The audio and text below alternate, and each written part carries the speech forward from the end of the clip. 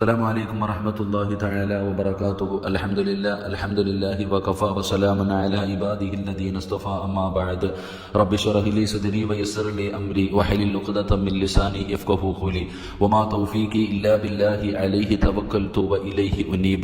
الحمد لله. എൻ്റെ പ്രിയപ്പെട്ട സഹോദരങ്ങളെ സഹോദരിമാരെ, അല്ലാഹു സുബ്ഹാനഹു വ തആല നമ്മുടെ ജീവിതത്തിൽ ഈ നിമിഷം വരെ വന്നുപോയ സർവ്വ അപരാധങ്ങളും കരുണക്കടലായ പടച്ച റബ്ബ് പുറത്തു മാപ്പാക്കി തരുമാറാകട്ടെ. ഇനിയുള്ള കാലം അള്ളാഹുവിന്റെ തൃപ്തിയിലും പൊരുത്തത്തിലുമായി ജീവിച്ച് ഈ ലോകത്ത് നിന്ന് യാത്ര പറയുമ്പോൾ ഈമാനോടുകൂടി ഷഹാദത്ത് കലിമ ഉറക്കെ പറഞ്ഞ് വെള്ളിയാഴ്ച രാവിലോ പകലിലോ ഒരു ഷഹീദിനെ പോലെ മരണപ്പെടാൻ അള്ളാഹു ഭാഗ്യം നൽകി അനുഗ്രഹിക്കുമാറാകട്ടെ.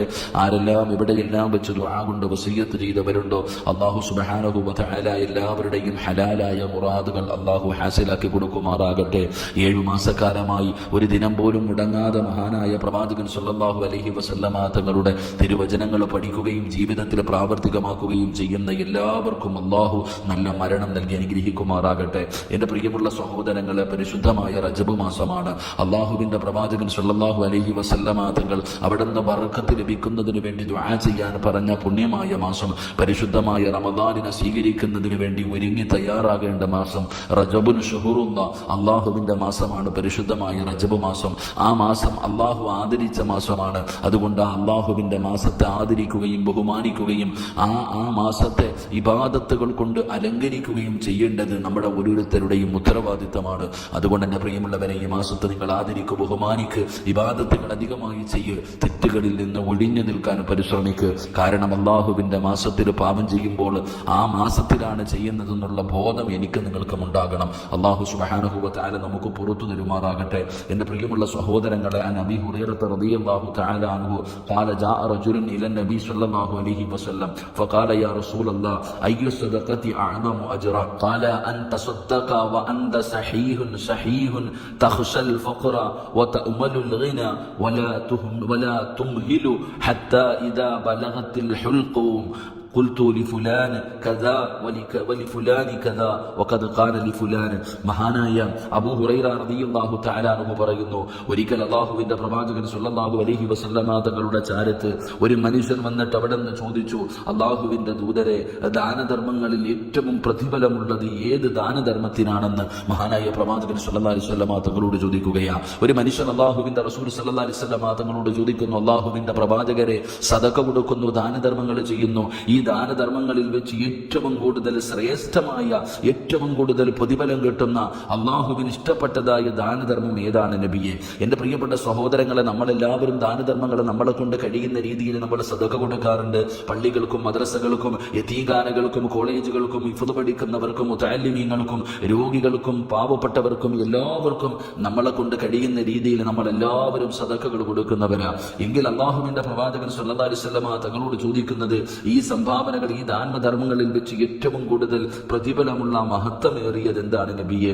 റസൂലുള്ളാഹി സ്വല്ലല്ലാഹു അലൈഹി വസല്ലമ തങ്ങൾ പറഞ്ഞു, നീ ആരോഗ്യമുള്ളവനും ദാരിദ്ര്യം ഭയപ്പെടുകയും ഐശ്വര്യം ആഗ്രഹിക്കുകയും ലുബ്ധനാവുകയും ചെയ്യുന്ന സമയത്ത് ചെയ്യുന്ന ദാനധർമ്മമാണെന്ന് മഹാനായ നബിയിന റസൂലുള്ളാഹി സ്വല്ലല്ലാഹു അലൈഹി വസല്ലം. അള്ളാഹുവിന്റെ പ്രവാചകൻ അവിടെ നിന്ന് പറഞ്ഞു തന്നു, ആരോഗ്യമുള്ള സമയത്ത്, മരിക്കാൻ കിടക്കുന്ന സമയത്ത്, എല്ലാം പടച്ചവനെ, ഇനി പണം കൊണ്ടൊന്നുമില്ല, രോഗങ്ങളായി മരിച്ചു പോകുമെന്ന് ഭയപ്പെടുന്ന സമയത്ത് കൊടുക്കുന്ന സദഖയില്ല. യുവത്വത്തിന്റെ നടുവിൽ 20, 30, 40, 50 വയസ്സിൽ നല്ല ആരോഗ്യവാനായി ദുനിയാവിന്റെ തൊലിക്ക് മുകളിലൂടെ നടക്കുന്ന സമയം, ആ സമയത്ത് നാം ചെയ്യുന്ന ഓരോ രൂപയ്ക്കും വല്ലാത്ത പ്രതിഫലമാണ്. അതുപോലെ തന്നെ പടച്ചവനെ, ഞാൻ ദരിദ്രനായി പോകുമോ, എനിക്ക് ദാരിദ്ര്യം എന്ന് പിടിപെടുമോ എന്ന് ഭയപ്പെടുന്ന സമയം. കാരണം എന്റെ പ്രിയപ്പെട്ട സഹോദരങ്ങളെ, ജനങ്ങളുടെ കയ്യിൽ ഇല്ലാതെ വളരെ പ്രയാസപ്പെടുന്ന സമയം, കൊടുത്തുപോയാൽ എനിക്കും എന്റെ കുടുംബത്തിനും കിട്ടില്ലേ, കഴിക്കാൻ കഴിയില്ലേ, ഞങ്ങൾക്ക് ദാരിദ്ര്യം വരുമോ, ഏറ്റവും ആവശ്യക്കാരനായിരിക്കുന്ന സമയം, എന്റെ പ്രിയപ്പെട്ടവരെ, ആ സമയത്ത് ചെയ്യുന്ന സദഖ ഐശ്വര്യവും, അത് ഐശ്വര്യം നീ ആഗ്രഹിക്കുന്നു, എനിക്ക് പടച്ചവന് സമ്പത്ത് ഉണ്ടാകണം, കുറച്ചുകൂടെ കിട്ടിയിരുന്നെങ്കിൽ നല്ലതാണല്ലോ, ഇപ്പൊ കുറഞ്ഞത് കാരണം ഒരുപാട് ബുദ്ധിമുട്ടുകളും പ്രയാസങ്ങളും ഉണ്ടല്ലോ എന്ന് കരുതിയിരിക്കുന്ന ആ സമയത്ത് ചെയ്യുന്ന ദാനധർമ്മങ്ങൾ അള്ളാഹുവിന്റെ മുന്നിൽ വലിയ പ്രതിഫലമുള്ളതാണെന്ന് നബിയുനാ റസൂലുള്ളാഹി സ്വല്ലല്ലാഹു അലൈഹി വസല്ലം ഖുർആൻ പറയുന്നുണ്ടല്ലോ, ഖുർആൻ നമ്മളോട് പല സ്ഥലങ്ങളിലും പറയുന്നുണ്ട്, ഒരുപാട് പൈസ കയ്യിലിരിക്കുന്ന സമയത്ത് കൊടുക്കുന്നതിനെ പ്രതിഫലത്തെക്കാളും പ്രതിഫലമാണ്.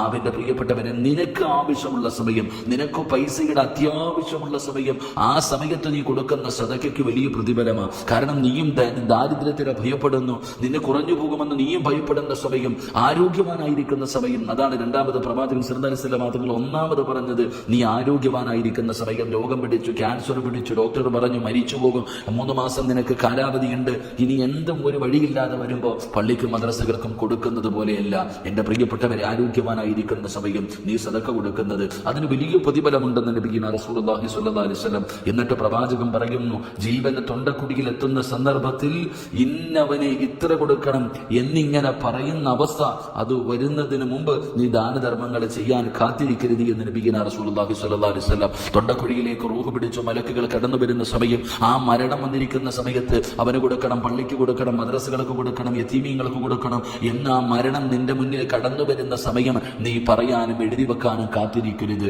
അതിനു മുമ്പ് തന്നെ നീ കൊടുക്കണം. ആ സദഖ അതിനു മുമ്പ് തന്നെ കൊടുക്കാൻ നീ തയ്യാറാകണം. പ്രവാചകൻ സ്വല്ലല്ലാഹു അലൈഹി വസല്ലം തങ്ങൾ പറയുന്നു, ഇന്നവൻ ഇത്ര കൊടുക്കണം, ഇന്നവൻ ഇത്ര കൊടുക്കണം എന്ന് നീ പറയുന്ന സന്ദർഭത്തിൽ തീർച്ചയായും അത് ഇന്നവന്റേത്, എന്നാൽ മറ്റുള്ളവൻ്റെതായി പോയല്ലോ. നീ ആ സമയം എത്തിക്കഴിഞ്ഞാൽ മരണത്തോട് മല്ലടിക്കുന്ന സമയം അത് നിന്റെതല്ല, അത് മറ്റുള്ളവന്റെയായി, നിന്റെ ഭാര്യയുടെ സമ്പാദ്യമായി, നിന്റെ മക്കളുടെ സമ്പാദ്യമായി നീ മറ്റുള്ളവരോട് കൊടുക്കാൻ പറയാൻ നിന്റെതല്ലല്ലോ അത്.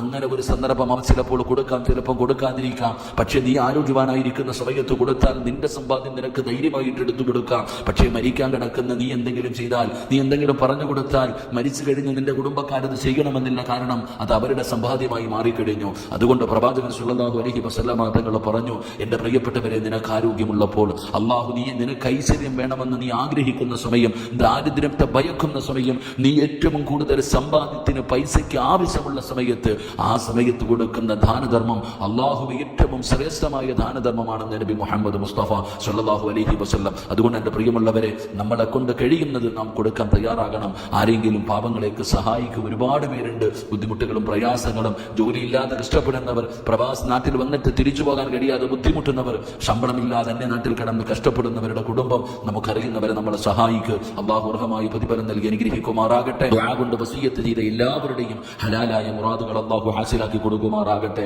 രോഗികൾക്ക് അള്ളാഹു പരിപൂർണ്ണ ശിഫ നൽകി അനുഗ്രഹിക്കുമാറാകട്ടെ. എന്റെ ഒരു പ്രിയ സുഹൃത്ത്, നമ്മുടെ ക്ലാസ്സുകളൊക്കെ ജനങ്ങളിലേക്ക് എത്തിക്കുന്ന ഒരു സഹോദരൻ ആഴ്ചകളായിട്ട് വളരെ പ്രയാസത്തിൽ പനി പിടിച്ച് ബുദ്ധിമുട്ടായി പ്രവാസിയാണ്. അള്ളാഹു ഈ ലോകത്ത് ആരെയെല്ലാം ഇഷ്ടപ്പെടുന്നു അവരുടെയൊക്കെ ബർക്കത്ത് കൊണ്ട് അള്ളാഹു പരിപൂർണ്ണ ശിഫ ആ സഹോദരനെ നൽകി അനുഗ്രഹിക്കുമാറാകട്ടെ.